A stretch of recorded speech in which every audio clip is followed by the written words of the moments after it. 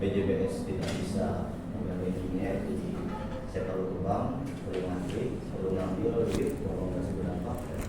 Terus saya tidak ada waktu ya, karena besok pulang ke jadi saya beli Mata kuliah Masyarakat Informasi, materi mengenai algoritma dan masyarakat. yang diperlukannya lumayan banyak ya.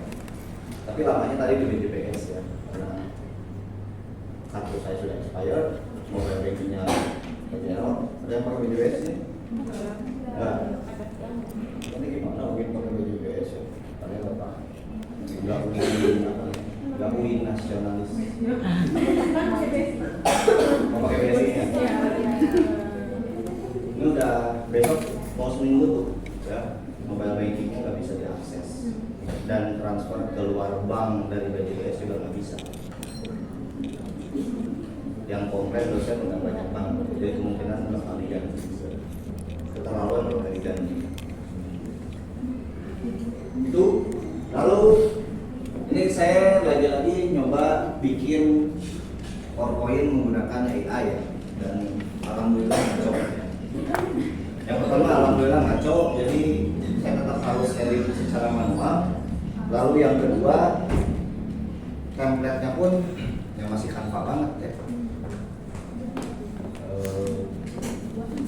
Gak ngerti kenapa.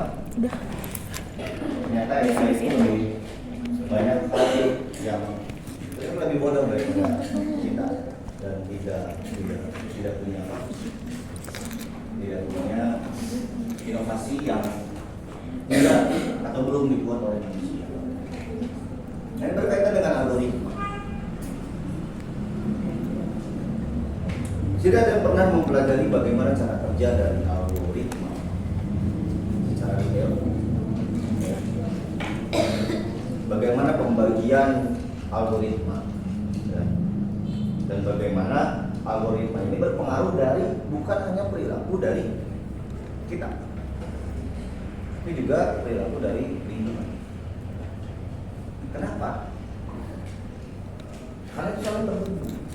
Kalau di materi yang sebelumnya, dengan kalian menyimpan nomor kontak HP dari teman-teman kalian, itu juga sudah bisa menjadi data bagi orang lain mengenai si bukan hanya kalian, tapi juga teman kalian. Nah, di situ ada nomor HP, kadang ada alamat emailnya. Alamat email itu tersinkronis nantinya. Komputer itu akan lebih mudah dalam menghubungkan, ya, mengintegrasikan kegiatan-kegiatan baik activity hanya berdasarkan email, hanya berdasarkan nomor HP. Itu lebih mudah. Apalagi di situ kalian mencantumkan namanya dengan lengkap itu dari informasi. Saya punya analogi bahwa algoritma itu seperti resep makanan ya, yang memutuskan nasib kita. Kalian mau bikin sate, kalian mau bikin rendang, kalian mau bikin daging, nah bentar lagi kalian nyate ya minggu depan. Semua daging itu sama, ya. Yang membedakan hanya jenis hewannya dan bagian tubuhnya. Ya. Tapi rasanya rata-rata sama. Ya. Apalagi daging kurban, fresh, ya, langsung dipotong. Bukan kalian beli dari supermarket. Tapi yang membedakan pasti resep. Yang pakai kecap Bamo, yang pakai kecap ABC beda rasanya. Ya. Kalau saya pakai kecap anggur yang biasa ada di mie ayam, lebih mahal dan memang lebih enak juga. Jadi ada bahan-bahan masakan ini yang disebut input. Nah, langkah-langkah memasak itu proses.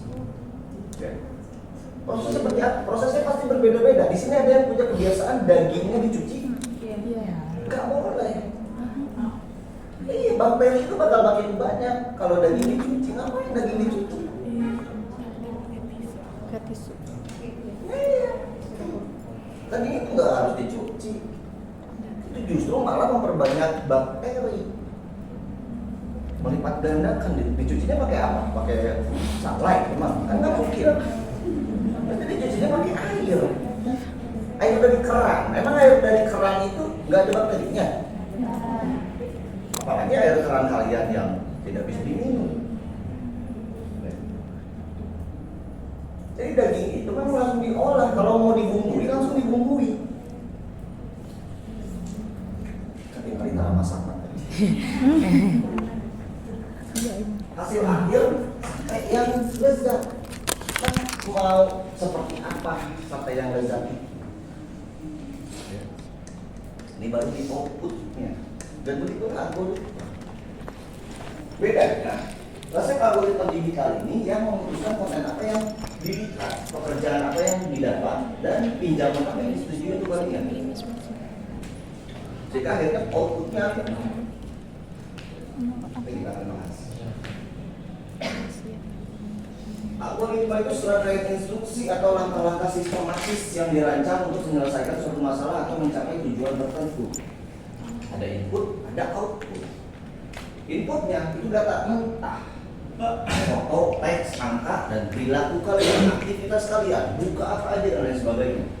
Prosesnya, algoritma mengolah data berdasarkan aturan yang ditetapkan. Masing-masing platform punya algoritmanya sendiri.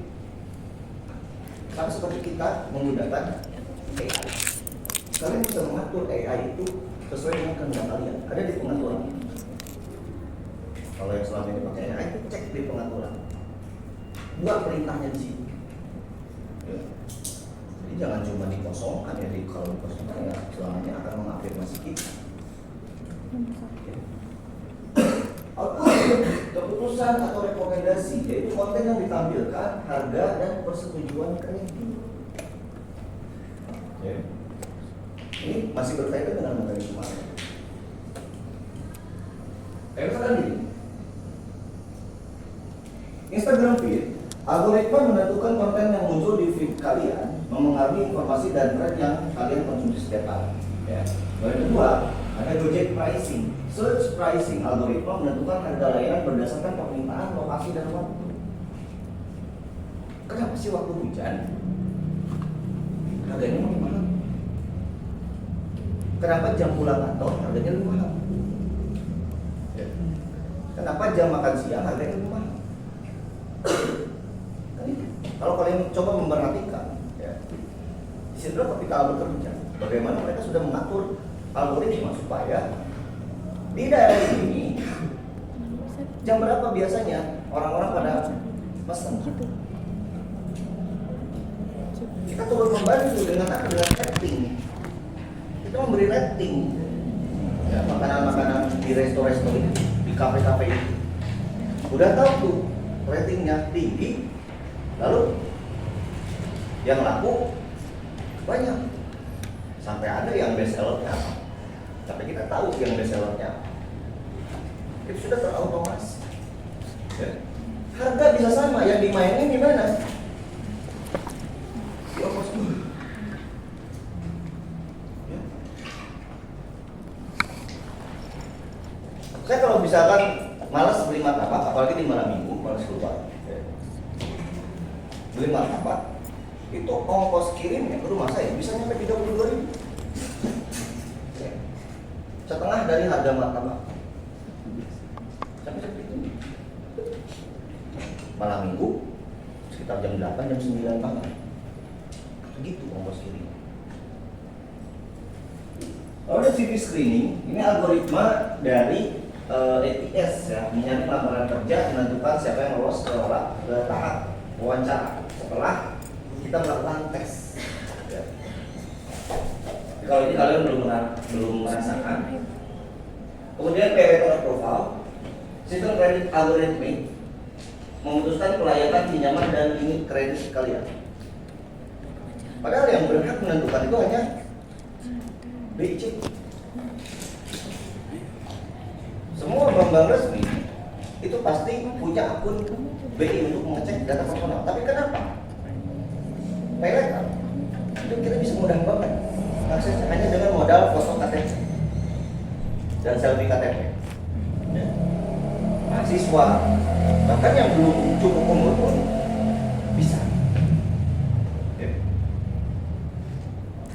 Lalu ada predictive policing, ya. Ya. Algoritma memprediksi area kejahatan mempengaruhi distribusi dari keamanan itu sendiri.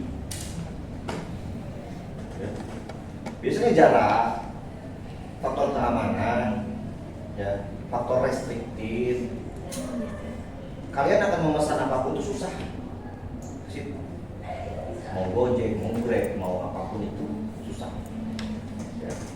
Kan sudah ada algoritma.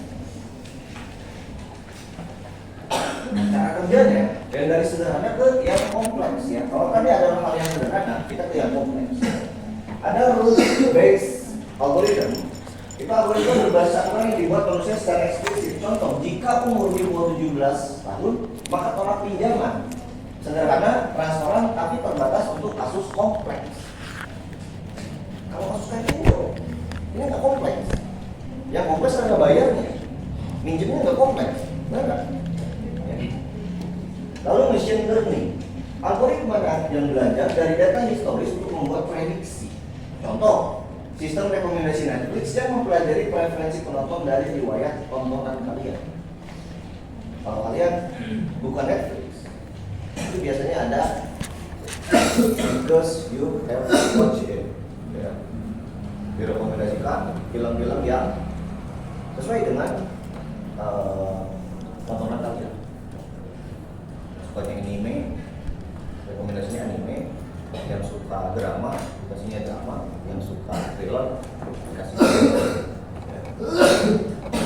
Lalu deep learning, ya, subset dari machine learning menggunakan neural network berlapis untuk memproses data kompleks. Contoh pengenalan wajah, pemrosesan bahasa alami. Nah ini yang lebih kompleks, ya, karena mengenali atau face recognition. Ya. Bahkan rumornya AI itu bisa mengidentifikasi sidik jari kita ketika kita foto selfie menggunakan dua jari atau menggunakan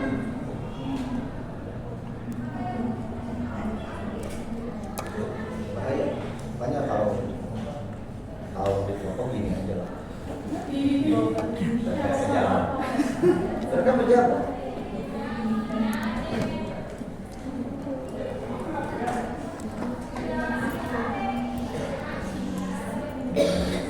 Nah, TikTok aja. TikTok tuh seperti ini algoritmanya, ya. Jadi setiap video itu ada skornya, ya. Ada bobotnya. Watch time-nya 40%, like 20%, komen 20%, share 15%, dan follow 5%. Ya. Kemudian feedback loop-nya semakin lama ditonton video tertentu, algoritma akan merekomendasikan lebih banyak konten serupa, menciptakan siklus penguatan preferensi. Dari sini, kalau kamu menonton video itu, maka 40% video yang serupa, yang mirip-mirip dengan hashtag tersebut akan muncul sekitar 40%. Kalau kalian like, 20% akan muncul. Ya. Kalau kalian komen, 20% akan muncul. Share 15% dan follow akun itu 5%. Kenapa bisa dibagi? Karena yang termudah adalah menonton. Kadang kita malas untuk follow orangnya, makanya follow. Makanya nonton video doang sudah masuk ke algoritma. Kalau follow ya hanya 5%. Padahal kan secara logika seharusnya kalau kita follow kan, otomatis apa yang kita ikuti. Tapi ini berdasarkan watch time. Yang besar. Itu yang jadi permasalahan. Jika kita menonton video kucing selama 30 detik, ya, dengan rata-rata video lain 10 detik, algoritma akan menambah skor kucing dan menampilkan lebih banyak konten kucing. Tapi kalau YouTube Tergantung. Yang sukanya yang joget-jogetnya munculnya joget-joget. Dan saya mau nggak follow, iya, tapi ditonton terus. Ini lebih gede, 40%. Karena kalau nge-like ketahuan tuh ya, apalagi ngebukma ya, bisa dilihat apalagi repost. Jadi yang aman nonton aja, nggak follow nggak apa. Tapi kalau seseorang buka medsos kalian terus di scroll video nonton dia, kenapa yang begini yang muncul? Nah, itu si orang ini nonton yang begini 40%. Feedback loop itu siklus berkelanjutan di mana algoritma dan pengguna saling mempengaruhi. User, pengguna berinteraksi dengan konten, ya. Kita nge-like, kita share, dan juga ada watch. Lalu algoritmanya menganalisis perilaku dan preferensi pengguna. Selfie, algoritma menyajikan konten yang dipersonalisasi. Ya. Jadi udah kebaca tuh personal kalian tuh seperti apa. Makanya yang dimunculkan itu aja. User juga kemudian merespon konten baru, memperkuat pola yang sudah diberikan. Nah makanya muncul echo chamber tadi. Kalian nggak bisa keluar dari bubble itu karena itu bubble yang terus-terusan kalian konsumsi setiap hari. Atau kalian bantu reproduksi juga, atau kalian memproduksi juga. Maka kalian akan ada di dalam echo chamber itu. Untuk keluar bubble itu agak sulit, ya, karena itu sudah attach dengan akun kalian. Jadi kalau mau uninstall, lalu bikin baru, bikin akun baru, yang tidak ada kaitannya dengan akun yang lain. Kadang kalau kalian buka medsos yang berbeda, feedback loopnya berbeda-beda. Buka TikTok, keluarnya apa? Buka IG, keluarnya apa?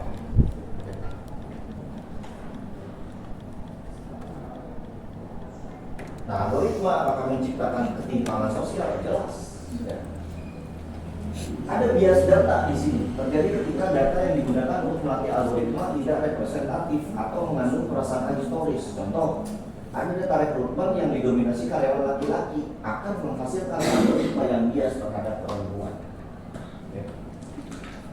Ini bias.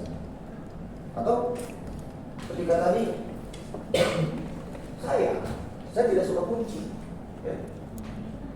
Tapi di feed saya muncul pun kucing, ya. Kucing berantem lah, kucing jatuh lah, kucing apa lagi ya? Ya, kelakuan kucing aneh-aneh lagi. Itu muncul mulu. Karena memang saya pernah menonton gitu ya, ini ngapain nih kucing? Gitu.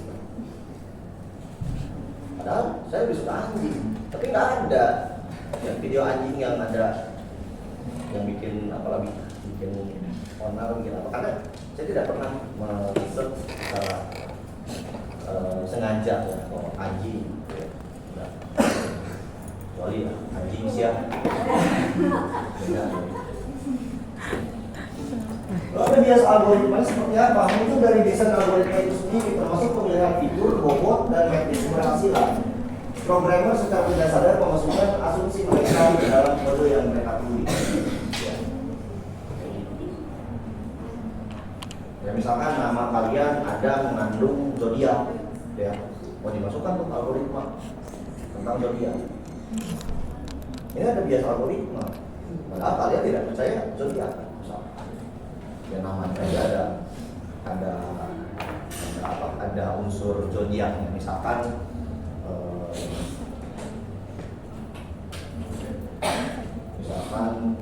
Utep Libra ya misalkan, atau Siti Gemini. Ya bisa aja kan? Kalau kalian googling ada kan namanya, ya bisa aja ada. Atau Saiful Taurus, bisa aja. Namanya.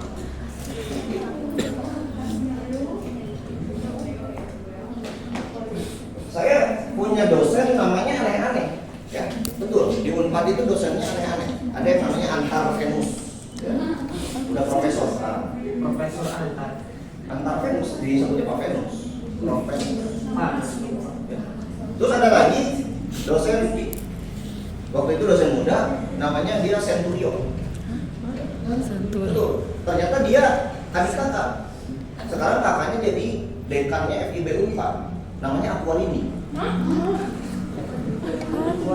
Unik jadi Apa buat teman-teman?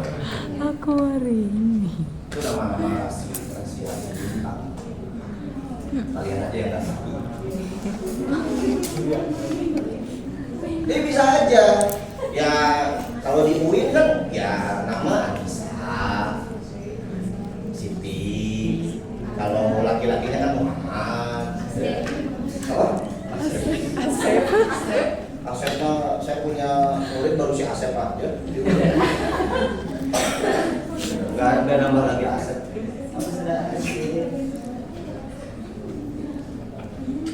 Nah ini kan jadi apa sesuatu yang keliru. Kita tidak menghendaki itu, kita tidak mempercayai itu, tapi kita diberikan itu berdasarkan bias dari interpretasi tadi.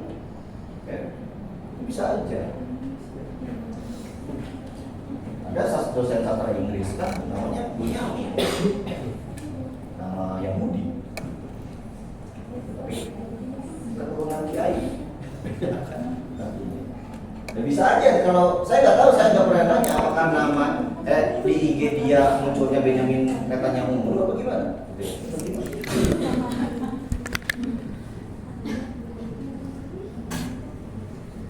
Nah, ketimpangannya di sini. Pendidikan algoritma zonasi PPDB dapat memperkuat segregasi sosial ekonomi. Ya, yang tadinya akan melebur, yang tadinya berniat untuk menghilangkan favoritisme, yang menghilangkan kemacetan, jadi malah menambah masalah baru. Itu ketimpangan tadi. Lalu akses kesehatan, di mana akses informasi kesehatan online tidak merata. Algoritma pencarian mungkin bias terhadap konten berbahasa Indonesia berkualitas, atau lebih percaya pada konten kreator yang berbicara soal kesehatan. Misalkan, ini kan bahaya.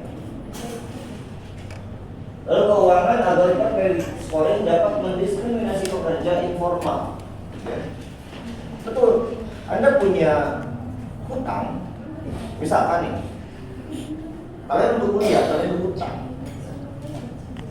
Itu saya tidak mewajarkan, tapi itu umum terjadi. Namanya scholar debt atau educational debt. Orang berhutang untuk membayar UKT, untuk membayar uang kuliah. Lalu ketika lulus, ya, ternyata hutangnya banyak. Ya. Dia cari kerja, dia nggak bisa dapat kerja karena hutangnya belum dibayar. Di BI-nya, BI itu kalian masing-masing itu ada data di BI kan? Data itu ada daftar merah, ada daftar hitam. Ini yang ini aja ya, yang apa yang di akan mempersulit kalian kerja. Itu biasanya yang merah, yang hitam. Yang merah itu adalah ada tunggakan, yang hitam ada yang gagal bayar. Ya. Nah di BI checking itu kelihatan. Jadi kalau kalian melamar ke bank, misalkan CIMB, kalian melamar, begitu kalian memasukkan input lalu dijadikan kandidat untuk diwawancara, lalu nama kalian di BC, lalu daftar kalian merah atau hitam, kalian tidak akan pernah dapat kesempatan untuk bekerja di sini di jabatan apa. Tapi hati, padahal misalkan itu adalah hutang kuliah. Gimana kita bisa bayar utang kalau kita tidak punya kesempatan kerja? Kan itu. Ya. Sudah pokok masalahnya gimana kita dapat kerja supaya gimana kita dapat pengalaman supaya dapat kerja. Ya. Gimana kita bisa kerja supaya dapat pengalaman? Kan itu. Jadi loop yang tidak ada habisnya. Jadi kalian begitu lulus harus apa? Pertanyaannya itu. Ya lunasi utang kalian, ya gimana? Dilunasi harus bekerja. Ya. Nah, jadi ada diskriminasi di sini. Ya. Karena kan namanya utang ya, nggak ada kaitan dengan perusahaan. Ya. Dan kalau pernah terjadi ya ke Fakultas Adat ada debt collector datang ke sini, ya. Sampai teriak-teriak. Saya pun ketawa nggak tahu. Dan kalau terjadi, ada dosen yang berutang, kalau mungkin menipu dan sebagainya. Pekerjaan platform the economy menggunakan algoritma yang tidak transparan. Tidak transparan itu semua kandidat, ya, ketika dikumpulkan ada kandidat itu tidak transparan. Berdasarkan apa orang ini dinilai? Background historis, media sosial, BI checking, atau dia anak siapa? Makanya dalam keadilan predictive policing berpotensi bias terhadap komunitas tertentu. Ya. Di map, misalkan, ya, kalian rumahnya di Gede Bage, belakangnya Sumarekon. Kan ada bias nggak? Disangkanya kalian ada di wilayah Sumarekon. Nah, apa-apa yang dikasihkan kepada kalian itu harga-harga orang kaya. Padahal yang belakang Sumarekon itu ya, kan kalian tahu kalau Sumarekon itu adalah praktik gentrifikasi, nyulap kawasan menjadi kawasan elit, itu gentrifikasi. Jadi untuk yang rumahnya dekat-dekat kawasan elit itu hati-hati ya. Biasanya gitu. Di Jakarta tuh sering banget kejadian kayak gitu. Ya, karena Jakarta itu kan bukan hanya padat, tapi praktik gentrifikasinya itu banyak banget.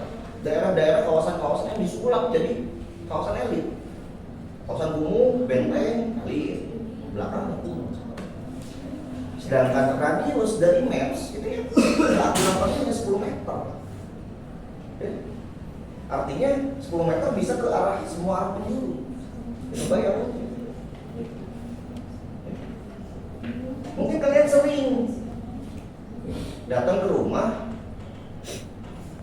paket A, paket, padahal untuk tetangga kalian. Ya karena memang tidak akurat mapsnya. Dan seringkali kurir yang seperti itu malas, nggak dibaca. Saya pernah kerepotan, sampai dicurigai oleh istri saya. Ya. Ada paket untuk perempuan. Alamatnya sama, ya, dengan alamat saya. Ketika saya baca, dipotoin nama istri saya. Kamu pesan apa ini? Untuk siapa? Namanya juga bukan nama kamu. Jangan marah dulu. Bentar, saya bilang. Ya. Bodohnya saya karena panik, ya, saya bilang, ya saya kalau belanja nggak mau diketahui mama, ya saya kirimnya ke kampus. Bukan katanya, kan diketahui ngomong gitu ya. Pada akhirnya, enggak itu bukan punya bapak, ngapain kalau beli dua aja, bukan jangan, kan? Ya, jangan bukan punya kita, gitu. Balikin aja ke kurirnya. Gak ada nomor yang bisa dihubungi kan di situ karena nomornya disensor. Ternyata itu salah ngeprint, salah orang yang ngeprint. Salahnya apa? Jadi komplek saya nomor harusnya nomor 35. Kan saya rumah saya nomor 3. 5-nya di bawah. Di kiri bawah. Gak ada, jadi nggak kelihatan. Jadi 3, 5-nya di situ.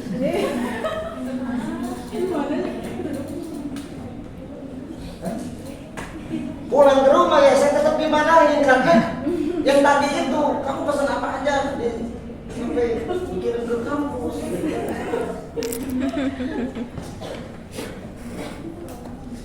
Nah kadang yang seperti itu jadi bikin masalah gitu, kayak BJBS error, bikin masalah. Saya nunggu lama di BJBS, ya, saya nunggu lama untuk tadi beli kado, ya. Akhirnya dari estimasi saya yang seharusnya saya bisa berada di sini ada 1, jadinya lebih 40 menit. 20 menit. Jadi Jangan pikir kelakuan kalian itu tidak mempengaruhi aktivitas atau lingkungan orang lain. Ini juga berpengaruh. Jangan aku main, sini aku main. Kemarin kejadian aku main bola saya. Ada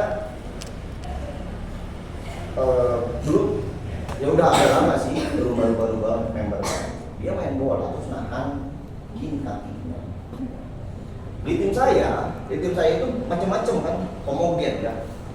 Ada wasit profesional di situ, ada mantan pemain profesional di situ, terus ada kadang ketua Viking juga ikut ya, Tobias, Heru Joko juga kadang suka ikut, ya. Terus pas dia ngelakuin ini, langsung kan wasit yang profesional itu langsung, ulah gitu katanya, bahaya itu bisa patah kaki orang, gitu. Banyak ada pukul ya. Yang sepatu bola kalian tahu kan ada kulnya kan di bawah, ya. Dia gini, ya. Nah gini mau nekal orang cara itu bisa patah itu. Seperti tadi bilang malah aku main, terjadi friksi ya. Jadi untuk apa sih gitu dengan egois seperti itu? Jadi jangan pikir kalau action kita itu tidak berpengaruh terhadap orang lain juga. Selalu pikirkan itu. Sama kayak kalian merokok. Ya. Ada beberapa dosen di ADAP merokok dilarang. Betul kalau secara apa ya? Secara hak, ya kumain. Dan tidak ada aturan tertulis dari UI yang melarang bahwa di lingkungan kampus itu dilarang merokok. Belum ada undang-undangnya. Di UI belum ada peraturan. Di kampus-kampus lain udah ada. Tapi belum masalahnya. Merokok ini kan ngeganggu, terutama pada yang gak merokok. Ya, apalagi yang sensitif terhadap asap rokok. Ya. Jadi nggak bisa kumain itu. Kumain itu kalau kira-kira tidak merugikan orang lain. Jadi kalau selama itu berhubungan dengan orang lain, jangan kumain. Hirup siang kumain, nanti apa? Isi gitu kan benar.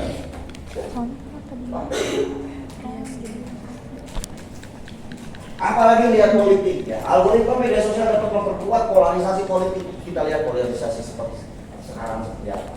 Dimulai dari 2017 itu polarisasi politik kita sudah mulai menyebar.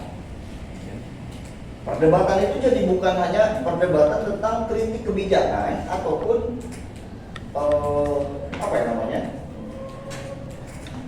resolusi, ya.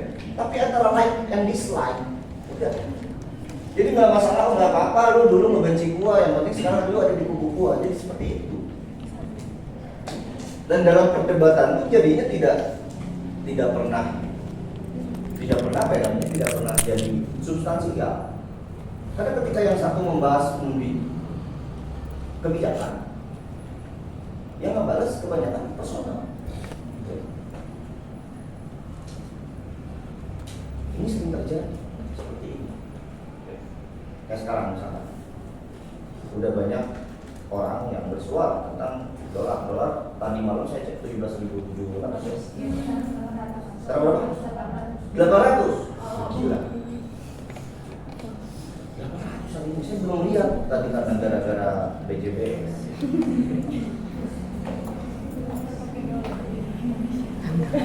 Iya, pemimpinnya bilang kalau orang di desa kan pakai dolar. Ya benar memang. Hiji jam naon, kedua nanaonan. Tapi bukan berarti itu tidak berefek juga. Ya. Itu. Kecuali kalau mereka ya orang-orang di desa itu, karena di desa sekarang itu ya enggak swasembada semuanya. Enggak semuanya seperti itu. Kecuali masyarakat adat. Masyarakat adat itu tidak semua pakai uang. Semuanya pakai pertukaran. Ya. Benar. Makanan semuanya ada di situ. Ya. Jadi enggak ada masalah. Tapi kalau desa-desa sekarang pada umumnya ya semuanya pakai uang. Beras bukan mereka yang garap. Ada pun sawah mereka hanya menggarap. Ada bukan dari mereka. Ya. Itu yang jadi persoalan. Nah, ketika kita komentari statement itu, lalu kemudian